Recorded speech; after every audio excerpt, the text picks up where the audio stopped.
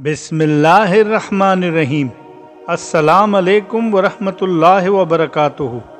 मेरे प्यारे बच्चों, हम फ़लस्तीन से मोहब्बत क्यों करते हैं?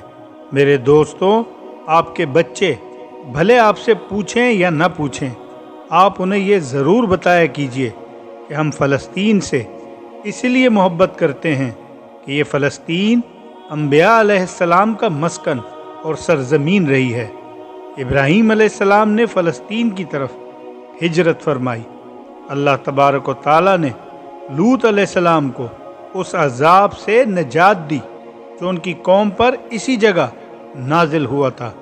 दाऊद अलैहिस्सलाम ने इसी सरज़मीन पर रिहाइश इख्तियार की और यहीं अपना एक महराब भी तामीर फरमाया। सुलेमान अलैहिस्सलाम इसी मुल्क में बैठकर सारी दुनिया पर हुकूमत फरमाया करते थे। चूंटियों का वो मशहूर किस्सा जिसमें एक चूंटी ने अपनी बाकी साथियों से कहा था कि ऐ चूंटियों, अपने बिलों में घुस जाओ। यहीं इस मुल्क में वाक़े अस्कलान शहर की एक वादी में पेश आया था, जिसका नाम बाद में वादियुन नमल, चूंटियों की वादी, रख दिया गया। ज़करिया अलैहिस्सलाम का महराब भी इसी शहर में है। मूसा अलैहिस्सलाम ने इसी मुल्क के बारे में अपने साथियों से कहा था कि इस मुकद्दस शहर में दाखिल हो जाओ। उन्होंने इस शहर को मुकद्दस इस शहर के शिर्क से पाक होने और अंबिया अलैहिस्सलाम का मस्कन रिहाइश होने की वजह से कहा था। इस शहर में कई मौजज़ात वक़ूअ पज़ीर हुए हैं, जिनमें एक कंवारी बीबी मरियम अलैहिस्सलाम के बतन से ईसा अलैहिस्सलाम की विलादत मुबारका भी है।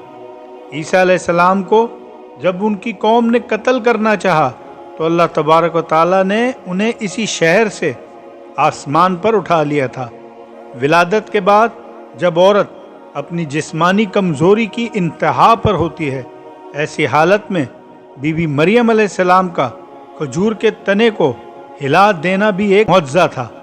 क़यामत की अलामात में से ईसा अलैहिस्सलाम का ज़मीन पर वापस तशरीफ़ इसी शहर के मकाम सफ़ेद मीनार के पास होगा। इसी शहर के ही मकाम बाबे लुद पर ईसा अलैहिस्सलाम मसीह दज्जाल को कत्ल करेंगे। फ़लस्तीन ही अर्ज़ महशर है। इसी शहर से याजूज व माजूज का ज़मीन में कताल और फसाद का काम शुरू होगा।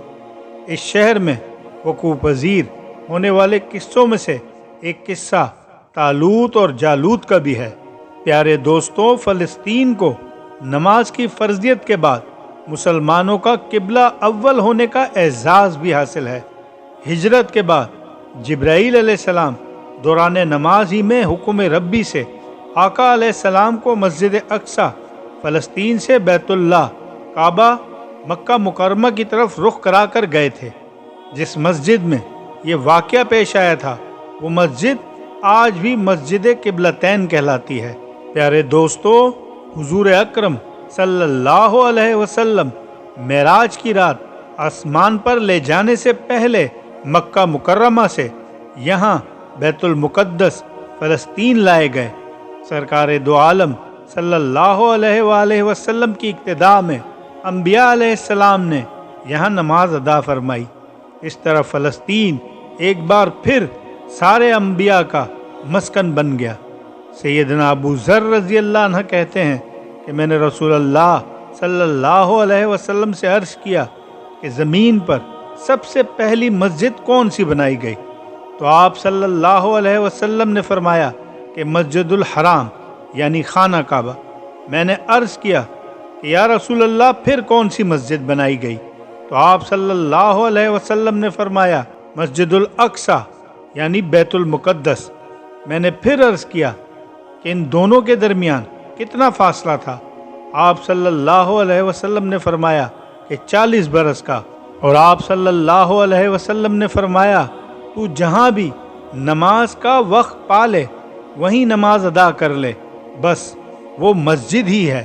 प्यारे नबी सल्लल्लाहु अलैहि वसल्लम के विसाल के बाद अबू बकर रज़ी अल्लाह अन्हा की मुर्तदों के फितने और दीगर कई मुश्किलात से निमटने के लिए अस्करी और अफरादी कुव्वत की अशद ज़रूरत के बावजूद भी अर्ज़ शाम فلسطین کی طرف آپ صلی اللہ علیہ وسلم کا تیار کردہ لشکر بھیجنا بھی ایک ناقابل فراموش حقیقت ہے۔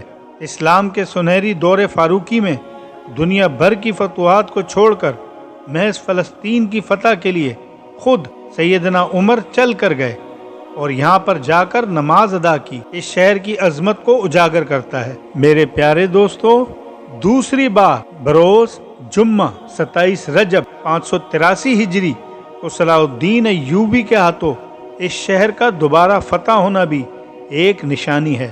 بیت المقدس کا نام قدس قرآن سے پہلے تک ہوا کرتا تھا۔ قرآن نازل ہوا تو اس کا نام مسجد الاقصی رکھا گیا۔ قدس اس شہر کے اس تقدیس کی وجہ سے ہے جو اسے دوسروں شہروں سے ممتاز کرتی ہے۔ اس شہر کے حصول اور اسے رومیوں کے جبر سے بچانے کے لیے 5000 سے زیادہ صحابہ کرام رضوان اللہ علیہم اجمعین نے جام شہادت نوش کیا، اور شہادت کا باب آج تک بند نہیں ہوا، سلسلہ ابھی تک جاری ہے۔ یہ شہر اس طرح شہیدوں کا شہر ہے۔ پیارے دوستو، مسجد الاقصی اور شام کی اہمیت بالکل حرمین شریفین جیسی ہی ہے۔ جب قرآن پاک کی یہ آیت والتین والزیتون وطور سینین وہذا البلد الامین نازل ہوئی تو ابن عباس رضی اللہ عنہ کہتے ہیں کہ ہم نے شام کو التین انجیر سے، بلاد فلسطین کو الزیتون زیتون سے، اور الطور سینین کو مصر کے پہاڑ کوہ طور جس پر جا کر موسیٰ علیہ السلام نے اللہ پاک سے کلام کیا تھا، اس آیت سے استدلال لیتے تھے۔ اور قرآن پاک کی یہ آیت مبارک وَلَقَدْ كَتَبْنَا فِي الزَّبُورِ مِن بَعْدِ الذِّكْرِ أَنَّ الْأَرْضَ يَرِثُهَا عِبَادِي الصَّالِحُونَ سے یہ استدلال لیا گیا کہ امت محمد حقیقت میں اس مقدس سرزمین کی وارث ہے۔ فلسطین کی عظمت کا اندازہ اس بات سے بھی لگایا جا سکتا ہے، یہاں پر پڑھی جانے والی ہر نماز کا اجر 500 گنا بڑھا کر دیا جاتا ہے۔